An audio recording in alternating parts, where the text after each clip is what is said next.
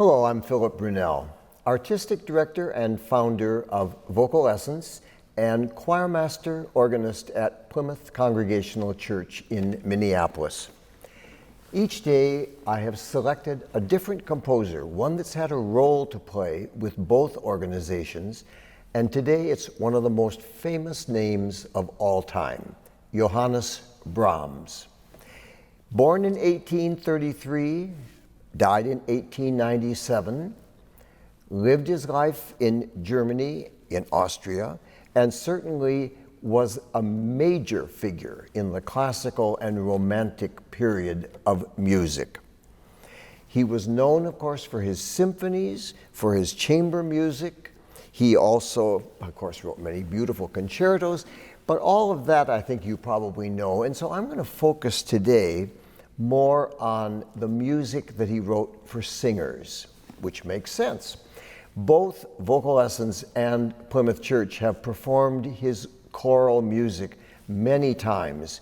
One of the beautiful times for Vocal Essence was when Helmut Rilling, the German conductor, came to do music of Brahms with us. And it was an extremely wonderful thing to hear him and how he felt about the motets of Brahms. Brahms was in his own lifetime, he was most known and famous for his Hungarian dances, which was because as a young man, he had been the pianist with a violinist, and they traveled around doing concerts which included a number of csárdás, those Hungarian dances. And also, of course, he wrote the Liebeslieder waltzes that everyone thought were just wonderful. So there was a lot of music with Brahms. In 1866 is when he composed his famous Requiem. His mother had just died. He didn't say it was in her memory, but people think that certainly she was the person he was thinking of.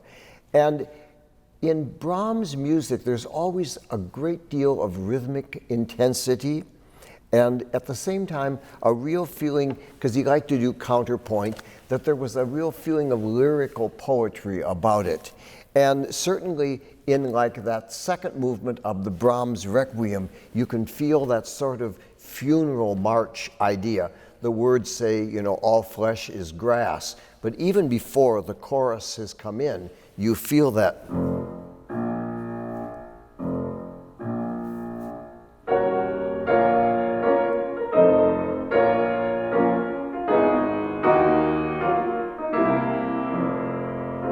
That very much kind of feeling.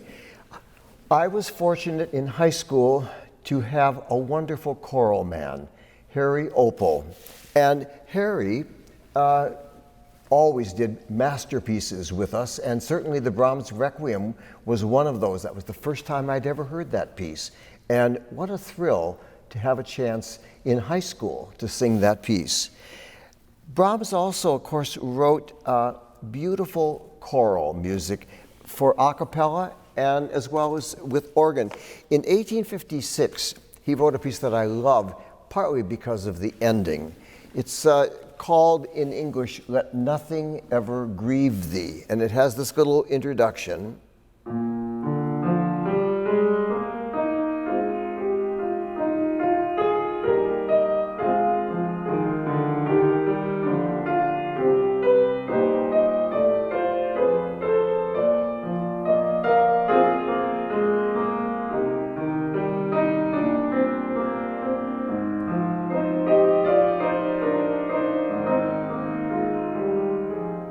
And then the chorus comes in, and at the very end is this, I think, one of the most beautiful amens. It's a set of amen, but it's beautiful. The organ pedal holds that note throughout, and then you hear.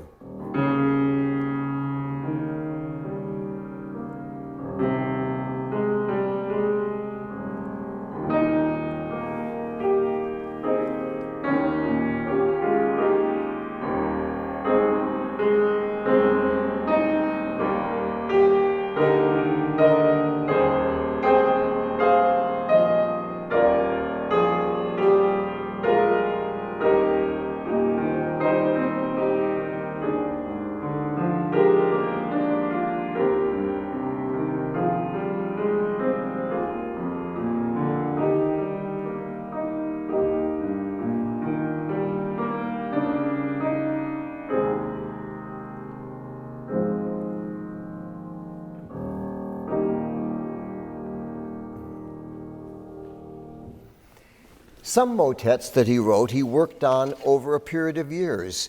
A motet, again, with the English, "Why has the light been given?" It was words from the book of Job, and it starts with some very strong chords.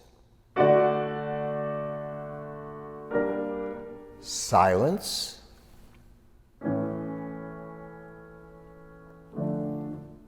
And then the theme begins in the soprano, and it's in that first movement, very dark, brooding, and then by contrast, it moves to the second movement, where it says, "Let us all lift our hearts and our hands up to heaven." And it's a great contrast from this, and now we get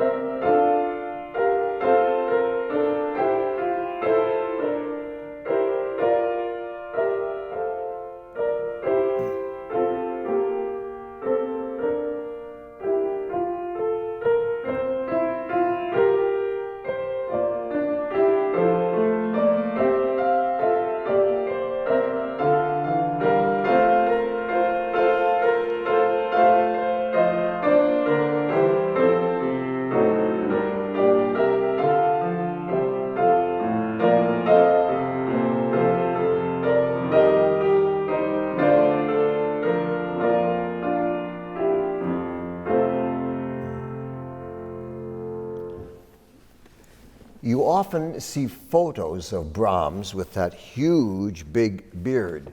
But if you looked at younger pictures of Brahms, there was no beard. It was only in 1878 that he decided, "I'm going to grow a huge beard." And he did, and kept it the rest of his life. He also, at the end of his life, composed a set of 11 beautiful, elegant chorales for organ. And I love playing these pieces. They're wonderful for preludes on a Sunday morning, or a few of them in a recital. And I would like to close this presentation by going to the wonderful Holtkamp organ here at Plymouth Church to play his setting of the chorale, "O Sacred Head Now Wounded." Have a wonderful day.